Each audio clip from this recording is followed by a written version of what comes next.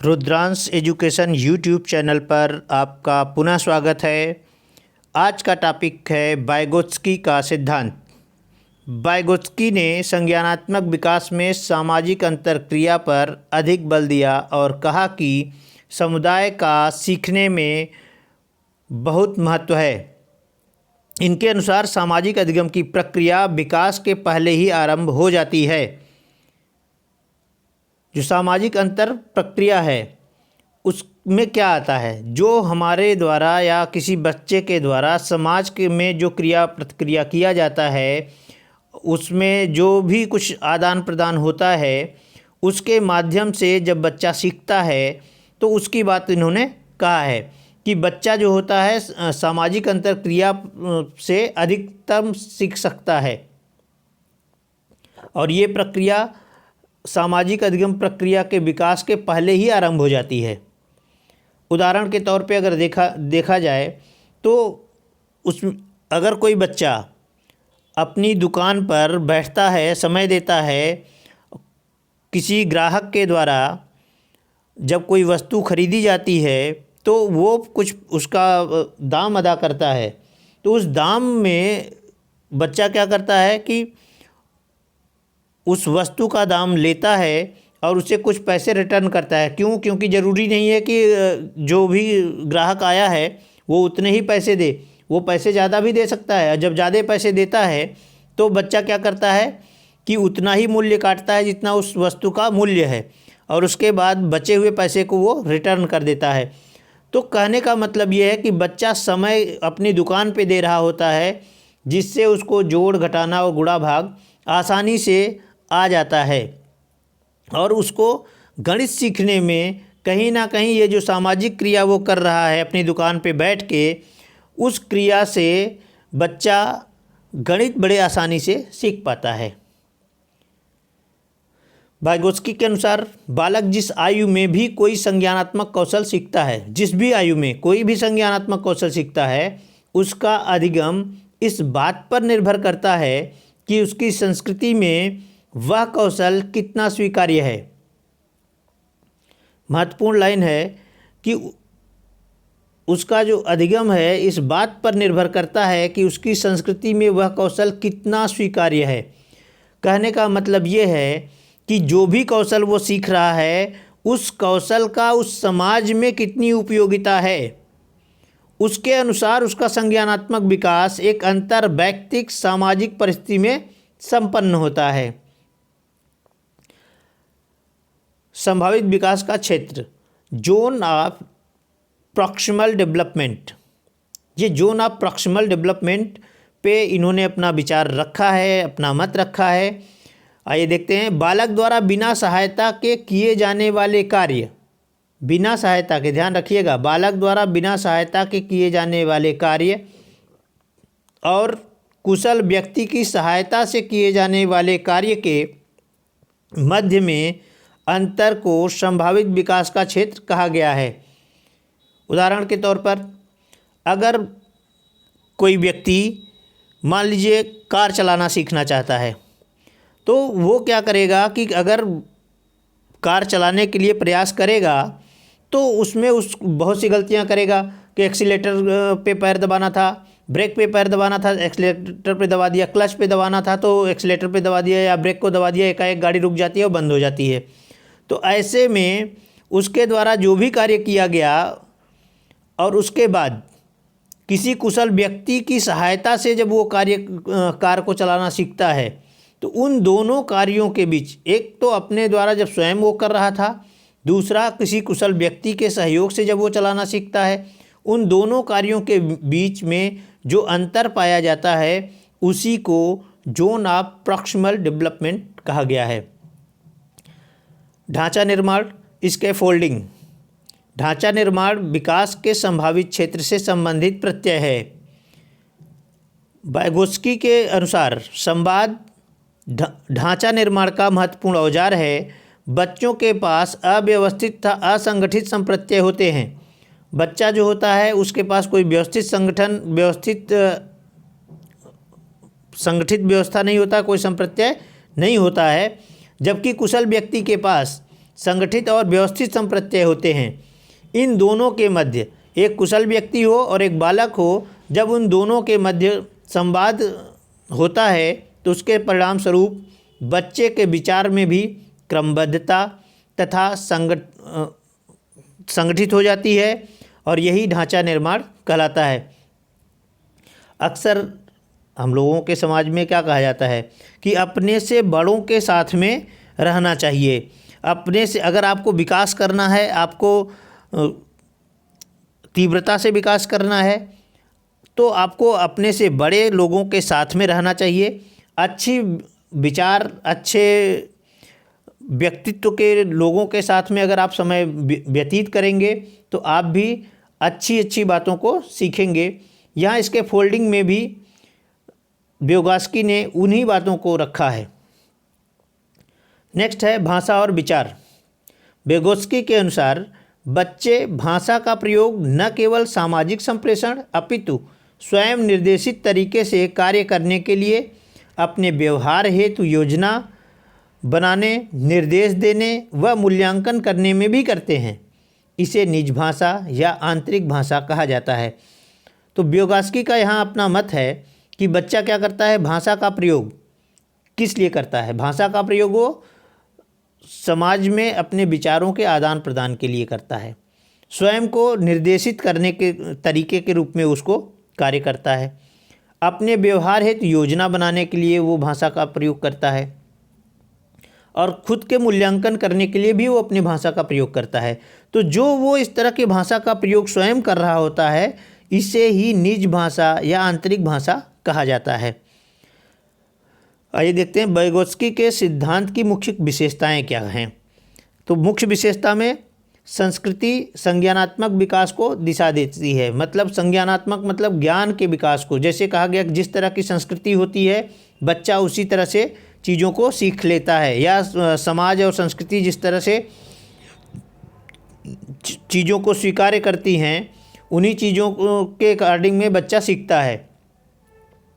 दूसरा, संज्ञानात्मक विकास में सामाजिक कारक बहुत महत्व है। सामाजिक कारक का महत्व है क्योंकि समाज में ही बच्चा अपने विचारों का आदान प्रदान करता है, इसलिए सामाजिक कारक को विशेष स्थान दिया गया है vygotsky के द्वारा।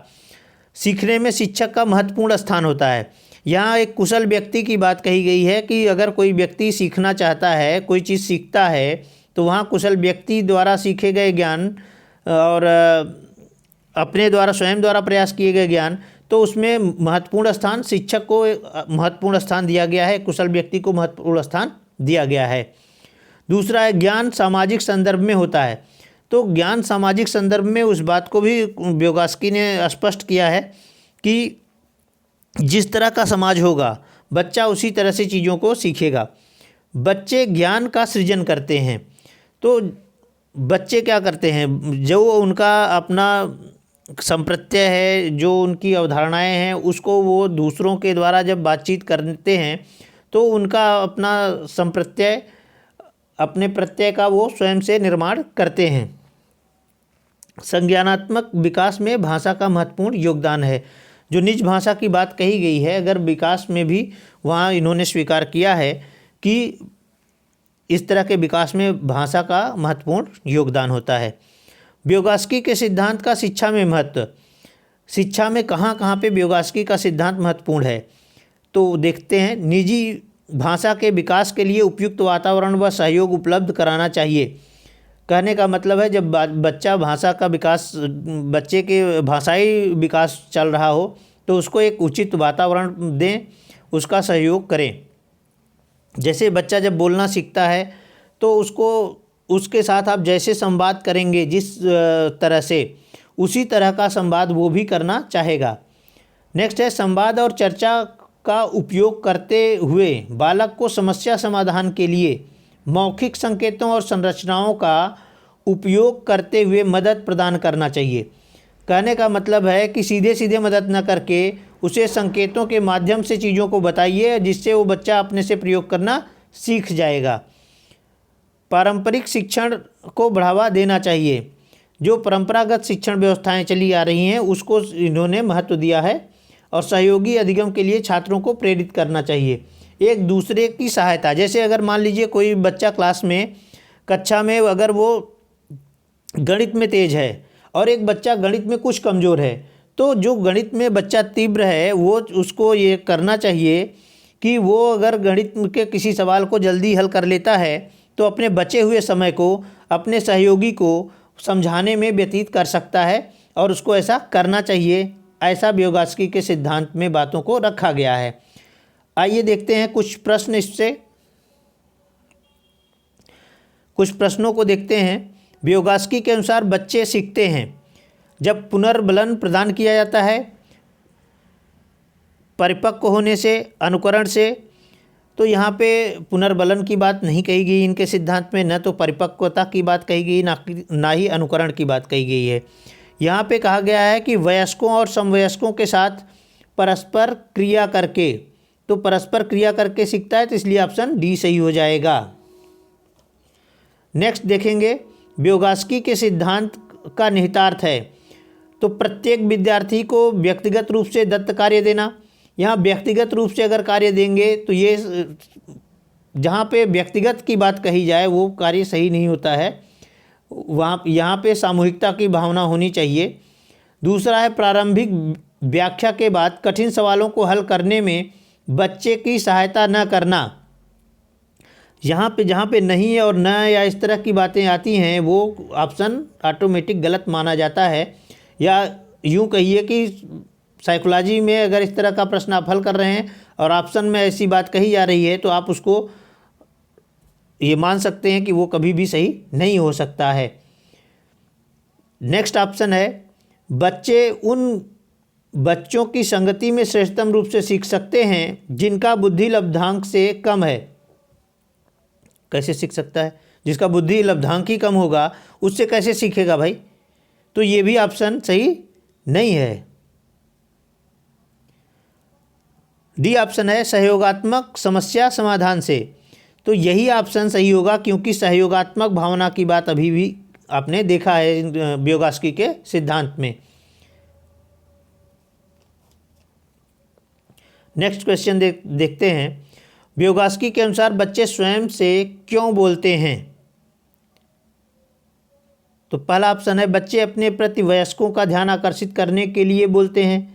ऐसी बात इन्होंने अभी vygotsky ने ऐसी बात नहीं कही है, आपने देखा है उनके सिद्धांत में ऐसी कोई बात नहीं है। नेक्स्ट है बच्चे स्वभाव से बहुत बातूनी होते हैं। ऐसी भी बात नहीं कही गई है सिद्धांत में। नेक्स्ट है बच्चे अहंग केंद्रित होते हैं, तो अहंग केंद्रित की भी बात नहीं कही गई है। बच्चे अपने कार्य को दिशा देने के लिए बोलते हैं, अभी हम लोगों ने देखा है, तो यही ऑप्शन सही है, बच्चे अपने कार्य को दिशा देने के लिए बोलते हैं। नेक्स्ट क्वेश्चन देखेंगे, जोन ऑफ प्रॉक्सिमल डेवलपमेंट का प्रत्यय दिया गया।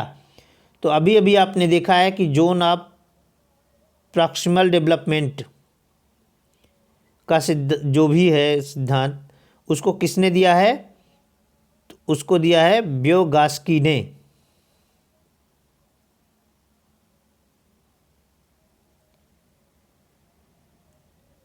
नेक्स्ट है मनोवैज्ञानिक vygotsky कहाँ के थे? तो vygotsky थे रूस के।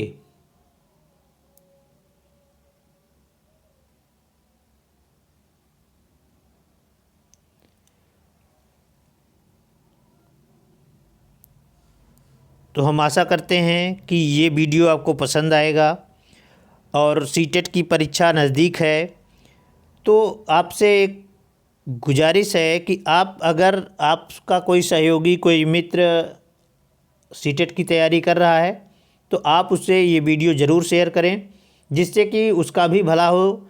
जैसे कि vygotsky ने कहा सहयोगात्मक भाव होना चाहिए, तो आपका भी एक परम कर्तव्य है कि उसको ये वीडियो ज़रूर शेयर करें।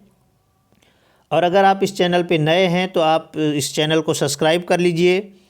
आगामी जो भी परीक्षाएं हो रही हैं शिक्षक भर्ती से संबंधित या टेट, सुपर टेट, तो उससे संबंधित वीडियो इस पे जाता रहेगा। और अगला सिद्धांत जो है उसको मैं यथाशीघ्र वीडियो बना के आपके सामने प्रस्तुत करूँगा। धन्यवाद।